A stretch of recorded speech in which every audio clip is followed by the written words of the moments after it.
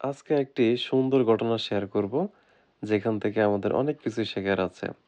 সাধারণত উন্নত বিশ্বে মানুষ অনেক বেশি সাইক্লিং করে থাকে।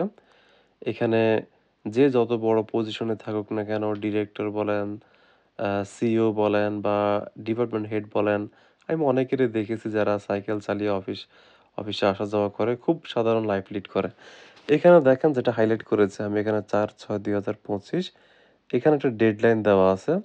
তো এটা হচ্ছে যে সরকার কর্তৃক যে এই শহরের যে সরকার আছে, প্রত্যেকটা শহরে এগুলা ট্রান্সপোর্ট ব্যবস্থাপনার একটা টিম থাকে। তো তারা এখানে নোটিস করেছে যে সাইকেলগুলা, এই ২ টা সাইকেল এখানে অনেকদিন ধরে পড়ে আছে এবং এগুলা টেক কেয়ার করার মতো কেউ নেই। তাই তারা একটা নোটিশ দিয়ে দিয়েছে যে এই সময়ের মধ্যে যদি এটা নেওয়া না হয়, তাহলে সরকার কর্তৃপক্ষ এসে এই ২ টা সাইকেল লক ভেঙে তার এটা ডিসপোজাল আ করে দিবে। কত সুন্দর একটা সিস্টেম। এখানে প্রত্যেকটা শহরে এ ধরনের সাইকেল পার্কিং করার জন্য একটা স্পেস থাকে এবং তারা এগুলার অনেক যত্ন